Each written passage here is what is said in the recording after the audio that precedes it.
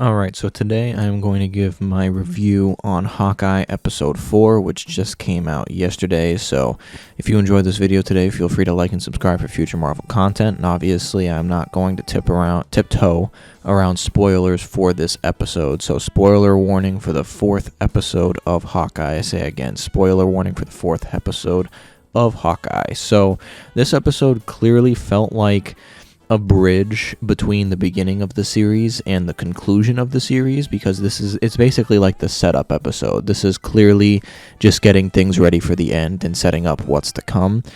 I definitely enjoyed seeing kind of I should say really starting to see the bond that forms between Clint and Kate, and they're starting to truly develop into like the duo that they are in different forms of media that we've seen them in and in the comics and stuff.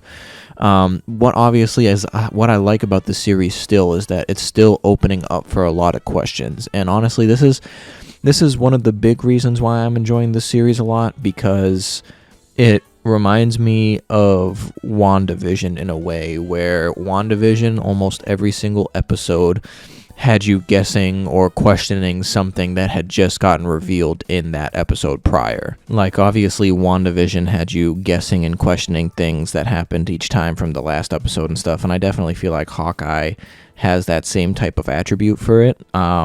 Except I would argue as well that Hawkeye's kind of mystery to it is a little bit even more so than WandaVision, because WandaVision was so out there you didn't quite know what to expect, but Hawkeye is kind of like, since we're dealing with more grounded things and grounded just in the MCU in general, we're dealing with more reality based stuff, and they're clearly setting up a lot more mysteries. Obviously, the biggest mystery in WandaVision for the first half of the series was like what's going on with Wanda, what's going on with this town, stuff like that.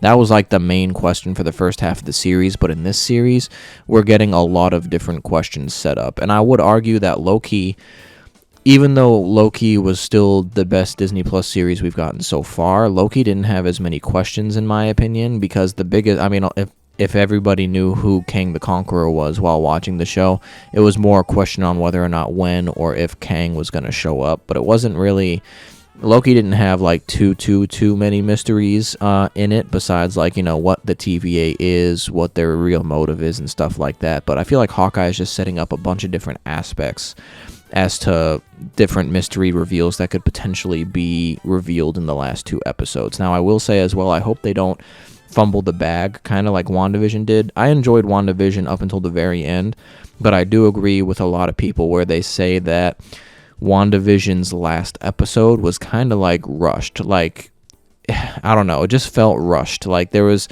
great with like the action sequences and stuff like that, but it just felt like it almost left us wanting more, in my opinion, from WandaVision's last episode. So I just honestly hope that Hawkeye doesn't fall into that same mistake.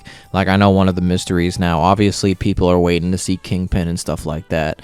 And then one of the mysteries going on right now is, for me at least, is what's so special about this Rolex. I think Hawkeye said that someone could message him through the Rolex, and that their cover would potentially be blown if it got into the wrong hands and stuff. I don't know who he's talking about here, so I'm very curious as to who exactly he's talking about when referring to this.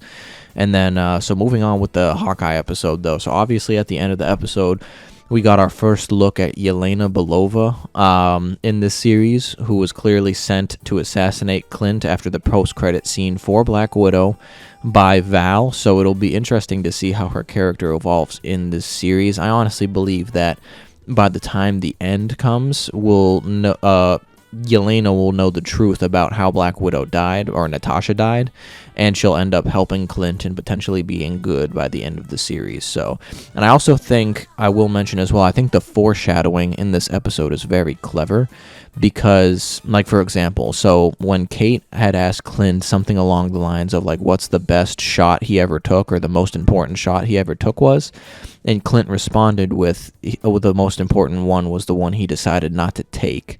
And he was referring to when he met Natasha for the first time when they were enemies, and he decided not to kill her, and it obviously exploded into a lifelong friendship.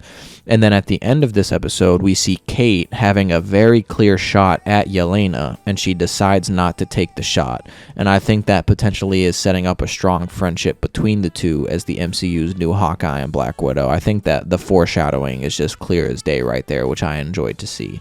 But overall, this series continues to be great. I can't wait for more of the mysteries to be revealed, including hopefully Kingpin, who, I mean, he's continuously teased in every episode in this series. Like, I think in this episode, Clint referred to him as, or I should say Clint referred to the guy in charge as being the big guy.